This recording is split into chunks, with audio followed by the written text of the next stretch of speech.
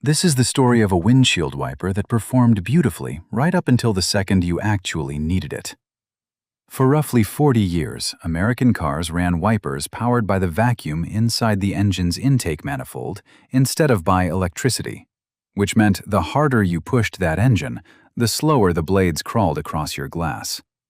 Climb a grade in a downpour, and they could very nearly quit on you.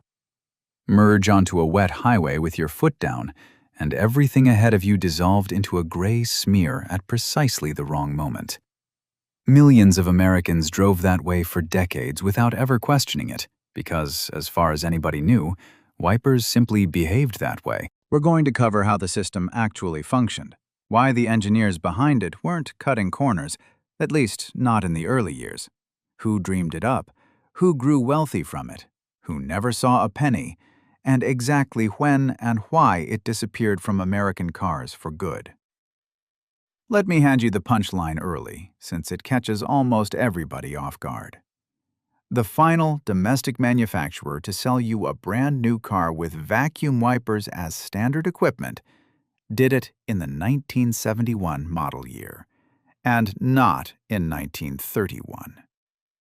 None of the rest of this makes sense without the physics. So, the physics is where we begin. Every gasoline engine fitted with a throttle plate generates a vacuum. With that throttle closed or nearly closed, the pistons continue pulling air inward while the plate restricts how much can actually reach them, and a low-pressure area forms inside the intake manifold. Engineers measure that low pressure in inches of mercury. Here is the figure that matters. Underhood service describes it this way, that a well-tuned engine at sea level normally sees manifold vacuum fall from a baseline of 29.5 inches of mercury down to somewhere around 18 to 22 inches at idle, with some engines resting lower still, in the 15 to 17 range. Either way, that adds up to a strong and steady supply of energy, and it costs the owner absolutely nothing, since the engine generates it just by turning over. Picture that same throttle swung wide open.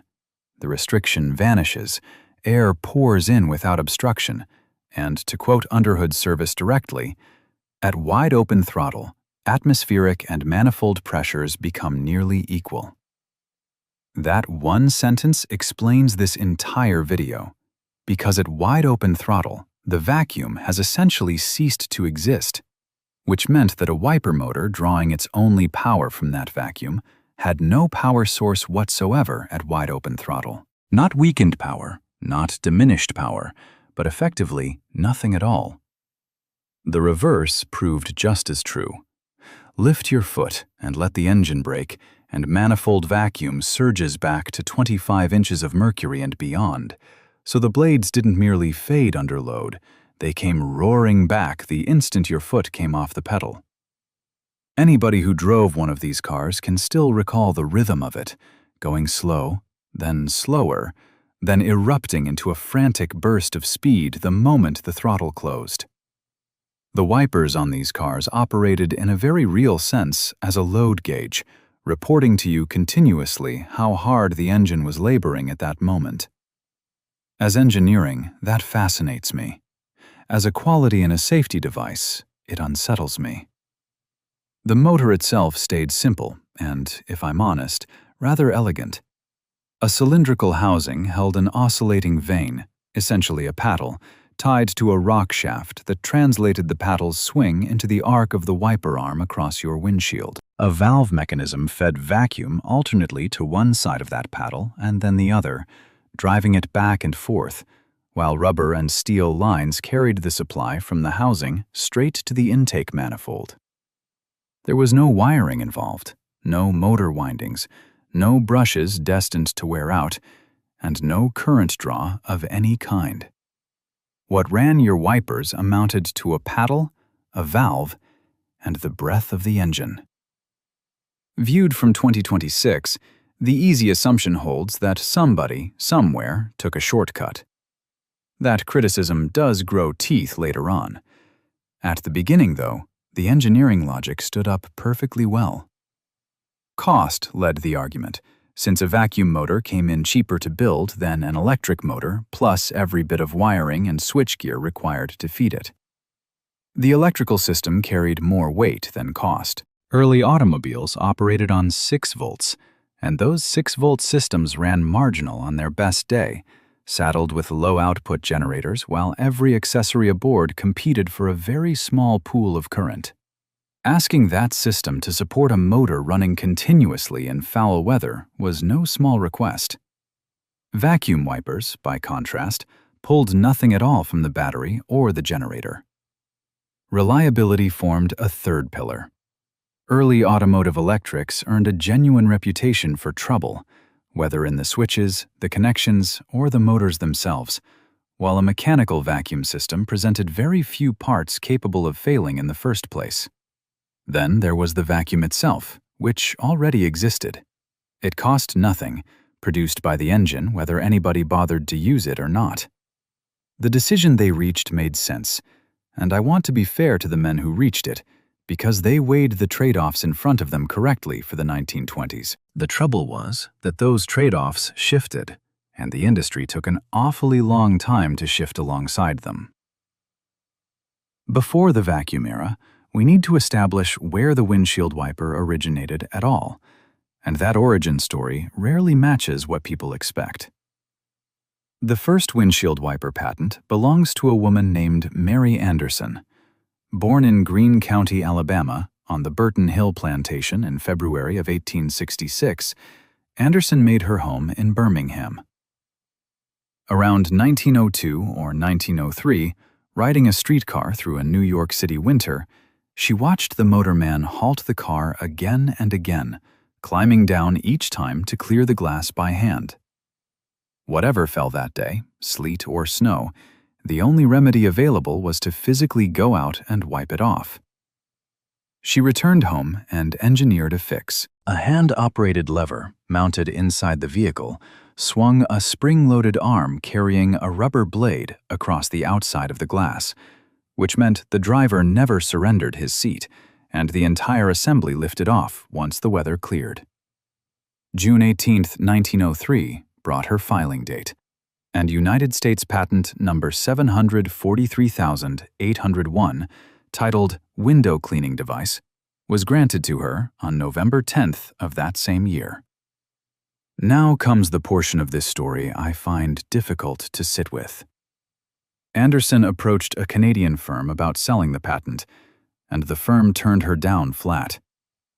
Patent terms in that era ran 17 years, which meant hers expired around 1920. Cadillac made windshield wipers standard equipment across every model it built in 1922. She missed it by 2 years, and Mary Anderson never earned a single dollar from the windshield wiper. A second name belongs here. Charlotte Bridgwood, a Canadian-born vaudeville actress who performed under the name Lotta Lawrence, presided over the Bridgwood Manufacturing Company. October 2nd of 1917 brought her United States patent 1,240,432 for what she called an electric storm windshield cleaner, which stands as the first automatic, powered windshield wiper ever built. Rollers did the work in place of blades, and the product never found commercial footing. Here comes the footnote to that footnote. Charlotte Bridgwood raised a daughter named Florence Lawrence, remembered today as the first movie star, credited with devising an early turn signal and an early brake signal. Neither one of those was ever patented. Both women standing at the very start of this technology watched it become universal, and neither of them collected a dime. Now we arrive at the men who did collect. John R. Oishei owned a theater in Buffalo, New York. Driving a National Roadster through rain in 1916 or 1917, he struck a cyclist, and in his own words, that crash amounted to, quote, "a harrowing experience which imprinted on my mind the definite need for maintaining vision while driving in the rain." That single accident redirected the remainder of his life. Oishei found his way to a man named John W. Jepson, who had invented a hand-operated rubber squeegee suited to the split, slotted windshields common in that era, and between them, they christened the product rain rubber. Their company came together in 1917, founded by Oishei alongside Peter C. Cornell and William P. Haynes, and they named it the Tri-Continental Corporation, the name broadcasting an ambition to sell across 3 continents. That mouthful eventually contracted into a name you can still find on an auto parts shelf today, which is Trico. Pierce Arrow picked up rain rubber in 1919, with Lincoln, Packard, and Cadillac following close on their heels. December 14, 1920, brought Oishei United States Patent 1,362,175. Cleaner for windshields and the like. Rain rubber, though, remained a hand device, which meant somebody in the car still had to work the thing. The leap to an automatic wiper, the one this entire video concerns itself with, emerged out of Cleveland, Ohio. William M. Folberth and his brother Fred operated the Folberth Auto Specialty Company in Cleveland, and 1919 marked the year the two of them perfected the vacuum-powered automatic windshield wiper, which they sold under the name Folberth Automatic Windshield Wiper. United States Patent 1,420,538, windshield cleaner, landed in the Folberth brothers' hands on June 20, 1922. Let me be straight with you about one wrinkle. Certain sources cite a William Folberth patent dated August 16, 1921, and you'll occasionally see patent number 1,424,890 attached to this story too. That 1922 grant of 1,420,538 is the one I can verify cleanly, so that's the number I'm handing you. If you happen to be the sort of viewer who pulls patent files for entertainment, and I know a fair number of you are, begin there. Here comes the detail that reframes this whole history. The defect was understood from the very beginning. Nobody woke up in 1958 and stumbled onto the discovery that vacuum wipers slow under load. It surprised no one, and it wasn't a flaw that crept in across the decades. From the moment the Folberth wiper existed, the people manufacturing it knew the blades would slow whenever the engine strained, and that they would slow worst of all on hills and under acceleration. Detroit adopted it regardless, because the alternative in 1922 came down to a hand crank or a 6-volt electric motor your generator couldn't comfortably feed. That changed when Trico bought them out. According to the International Directory of Company Histories, Trico paid $1 million for the Folberth Auto Specialty Company, with the purchase landing around 1925 and the two firms formally merging in 1928. $1 million in 1925 for a windshield wiper company. That figure by itself tells you how much money sat in this business. Holding the Folberth patents handed Trico something very close to the entire market. Testimony in a 1946 federal case, Trico Products Corporation versus McGowan, established that by 1927, roughly 70% of all cars in production, Fords excepted, carried the Trico vacuum-operated wiper, while most of the remainder used Trico's hand wiper instead. 70% of nearly everything rolling off American assembly lines belonged to one company in Buffalo. A federal court affirmed Trico's foundational vacuum wiper patents as valid in 1927 in Trico Products versus Perfection Products, and those patents stood until they expired on January 25, 1942. Trico also absorbed Polk Huber, maker of a wiper called the Visional, in 1924, and the company took Montgomery Ward and Western Auto to court as well. Here I want to tread carefully and honestly, because a version of this story circulates online that travels well past what the record actually supports. You'll encounter claims about federal antitrust action against Trico and forced patent licensing, and I went hunting for exactly that. A private antitrust suit certainly existed, Productive inventions versus Trico products, decided in 1955. But Trico prevailed on standing grounds rather than on the merits of the monopoly question. Patent litigation with Anco, the Anderson Company, followed in 1959 and once more in 1964. What the record documents is dominance, overwhelming and aggressively defended. What the record never proves is deliberate suppression of superior technology.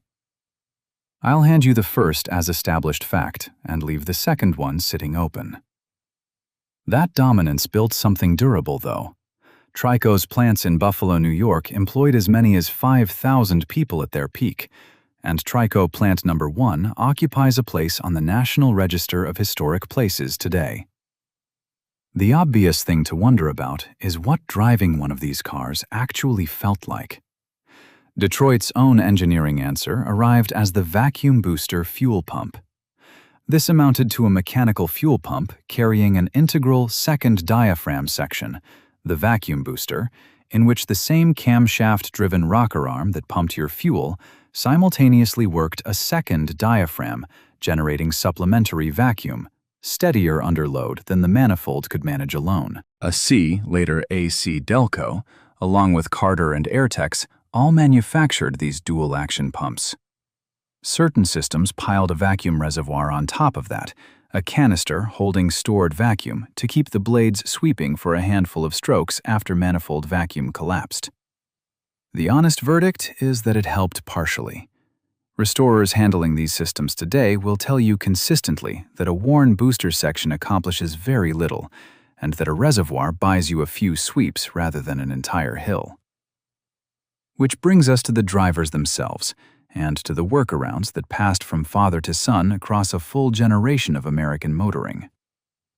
The most common one ran like this. On a long grade in the rain, you lifted off the throttle or dropped the transmission into neutral and coasted, purely to rebuild manifold vacuum and buy yourself a few clear passes across the glass, then climbed back on the gas and went blind again for a stretch. The refined version involved feathering the throttle, holding just enough restriction to preserve some vacuum while still carrying road speed. That takes genuine skill, and there are men watching this right now who could still do it without thinking twice. Let me be clear about what these represented. Period driver practices, the accumulated folk knowledge of people who had to make the thing work, and you will not find any of them printed in a factory owner's manual as an official recommendation. Another trick out of the same era earns a mention. Through the 1940s and 50s, drivers rubbed the windshield down with a pouch of tobacco, Bull Durham as one example, because the juice functioned as a water repellent on glass. Mechanics servicing these motors kept a trick of their own, pouring brake fluid into the vacuum line to soften the hardened leather seals inside, which the old-timers called the leathers. Wipers accounted for only a fraction of what ran on vacuum in that era. Vacuum powered your brake booster, which, incidentally, remains vacuum-operated on cars today. Chrysler and Plymouth raised and lowered convertible tops with it in the late 1930s. Cadillac fitted vacuum door locks in 1960, and the 1963 Oldsmobile carried a remote trunk release running on vacuum. Cadillac even drove a vacuum compressor for self-leveling suspension. As one automotive reference puts it, automotive vacuum systems reached their height of sophistication in the late 1960s. Trico's reach stretched well beyond passenger cars, with the company building air pressure wiper systems for heavy-duty trucks, for military vehicles, and for marine work that included Chris-Craft boats. Here, the story turns uncomfortable. And here, the instinct that they built things better back then collides with a genuine exception. Chrysler moved first, introducing electric wipers on selected models in the late 1930s. Plymouth converted its entire line to standard electric for the 1951 model year, and the language the company chose in its own model history tells you everything. Quote, "New electric windshield wipers operated at a constant speed, whether a Plymouth engine ran fast or slow." That amounts to the whole sales pitch. Not faster, not stronger, simply constant. which tells you the industry understood precisely what it was repairing. General Motors landed somewhere in the middle. Chevrolet offered electric wipers as an option beginning in 1956 and made them standard by 1958, while Cadillac, Buick, and Oldsmobile stayed on vacuum with booster pumps until roughly that same year. Ford held on longer than either of the other two members of the Big Three, keeping vacuum on economy models into the early 1960s, with the Falcon and the Mercury Comet still equipped that way across 1961 and 1962. Then there is American Motors. AMC retained vacuum wipers as standard equipment straight through the 1971 model year, offering electric only as a paid option. And electric didn't become standard on an AMC until the 1972 model year arrived. That marks the end of the line, since 1972 is the year the vacuum windshield wiper stopped being something you could buy on a new American car. The obvious argument concerns whether this came down to cost-cutting or to engineering constraint, and my read is that it was both, arriving in sequence. The 6-volt argument carried real weight because those systems genuinely ran marginal, generators genuinely produced low output, and early electric motors and switches genuinely failed. The industry migrated from 6 volts to 12 in the mid-1950s, though, and watch what follows immediately afterward. General Motors goes standard electric in 1958. Once 12 volts became universal, the engineering objection evaporated entirely. Everything after that amounts to margin protection on low-price cars, with Ford and AMC clinging to vacuum on economy models long after the case for it had collapsed, and AMC still charging extra for the fix as late as 1971. The final blow came from a regulation rather than from any engineer. Federal Motor Vehicle Safety Standard number 104. Windshield wiping and washing systems took effect on January 1, 1968, with the requirements reaching trucks and buses manufactured on or after December 25th of that same year. The standard demands at least 2 wiper speeds. High speed must deliver a minimum of 45 cycles per minute, low speed a minimum of 20 cycles per minute, and the gap separating them has to measure at least 15 cycles per minute.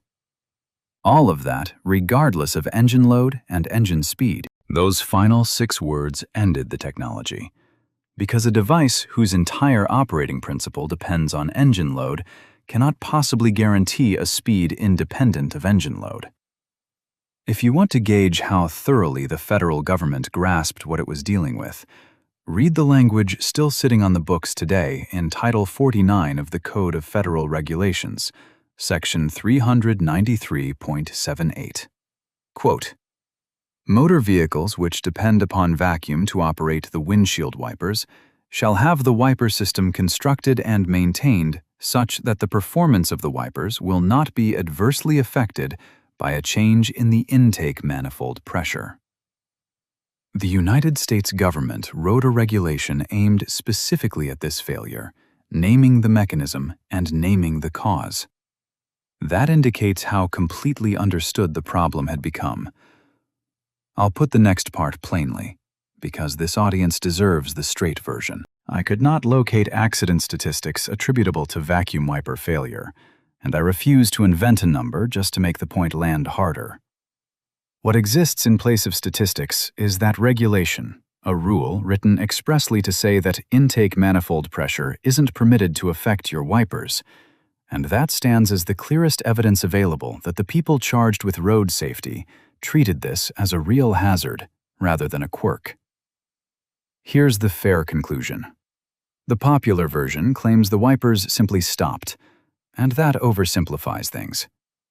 At cruising speed, under light load, vacuum wipers performed acceptably, while booster pumps and reservoirs blunted the worst of it, and total stoppage belonged to the extreme case of a steep grade paired with full throttle. Millions of people drove these cars for decades without ever coming to harm. The accurate version offers no more comfort, though. What's actually true is that the speed of your windshield wipers ran inversely proportional to how hard your engine was working, which means the system performed at its worst exactly when the driving turned hardest.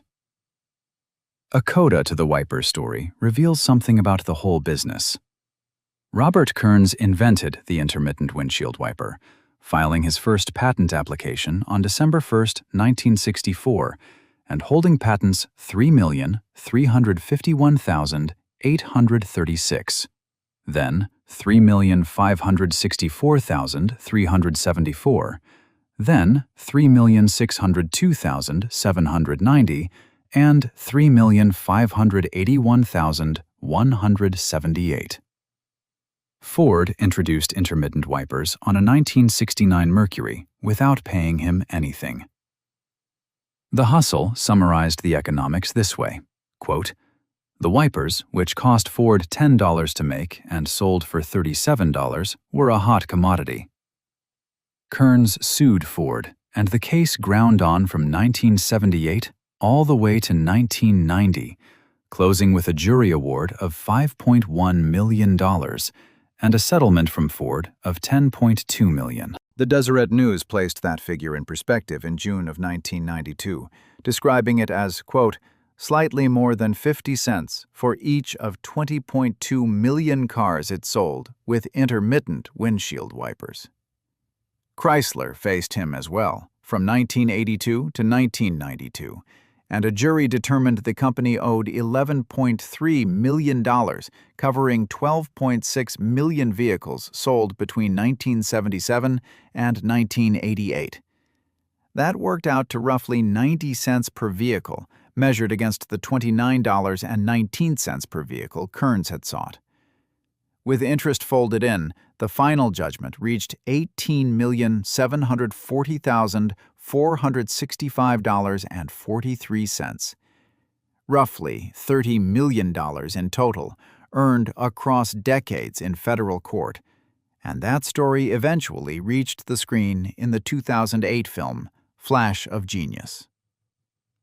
Look at the shape of the entire arc. Mary Anderson invents the wiper and collects nothing at all. Charlotte Bridgwood powers it and collects nothing either. Trico buys the vacuum patents for $1 million and equips 70% of the American automobile industry. Robert Kearns surrenders most of his adult life to litigation in order to be paid 50 cents a car. Vacuum wipers never disappeared completely, surviving in classic car restoration and on a number of vintage tractors and industrial machines, though no modern road vehicle uses them any longer by regulation. Trico continues in business today. The company remains privately held, headquartered in Rochester Hills, Michigan, owned by First Brands Group, employing roughly 6,000 people and manufacturing on 5 continents. And Stant Corporation acquired Trico for $160 million back in December of 1994. Buffalo lost it, though. The plants that once supported 5,000 workers wound down over time, and by 1988, the single remaining plant carried 990 hourly employees alongside 458 salaried and engineering staff. Production shifted to Matamoros, Mexico, where wages ran $1.20 to $1.30 an hour against $15 an hour plus benefits back in Buffalo, and roughly 3,000 jobs evaporated in the process. December of 2002 shuttered the last Buffalo facility, carrying off 212 more jobs. If one of these cars occupies your garage, the systems remain entirely serviceable. Ficken Wiper Service in West Babylon, New York, rebuilds Trico vacuum wiper motors spanning the 1920s all the way through AMC 1972, and they bought up old Trico stock in order to do it. A post-war motor rebuild runs somewhere around $149 plus shipping, carrying a 3-year warranty, though early pot metal motors get accepted selectively. Prices shift over time, so confirm before you ship anything anywhere. If you'd sooner convert to electric, kits are widely available in both 6 and 12-volt configurations. One warning deserves your attention before you order. Original vacuum motors frequently swept 90 degrees, while a good many modern kits sweep 110, and on a split windshield car, that extra travel can walk the blade right onto the center post. Calling vacuum wipers a mistake isn't quite the right framing. Back in 1922, working with a 6-volt electrical system and a weak generator, the vacuum wiper answered a real problem sensibly, and the design was clever engineering. A paddle, a valve, and the breath of the engine let you see through rain without lifting a hand off the wheel. It came cheap, it stayed simple, and it drew nothing from a system that had nothing to spare. The failure wasn't in inventing it. The failure lay in keeping it for 50 years, including a decade or more after 12-volt electrical systems rendered the alternative easy and cheap, and then charging $20 extra to fix it. That strikes me as a more interesting story than old technology was bad, and a more honest one besides. This channel generally deals in what got lost when the industry moved on, and this stands as one of the cases where something got better, and where it took a federal regulation to make that happen. Next time you're driving through heavy rain and your wipers simply work, holding the same speed uphill, downhill, wide open throttle, none of it making the slightest difference, understand that it isn't an accident. That's Chrysler in 1951, General Motors in 1958, AMC finally surrendering in 1972, and a line of federal regulation declaring that intake manifold pressure isn't allowed to affect what you can see. Now, plenty of you drove these cars, and I want to hear about it. Tell me the car, tell me the year, and tell me your trick for getting up a hill in the rain. Maybe you dropped it into neutral and coasted. Maybe you feathered the throttle. Or maybe you had something I've never once heard of. Leave it down in the comments, because that's the part of these videos I actually look forward to.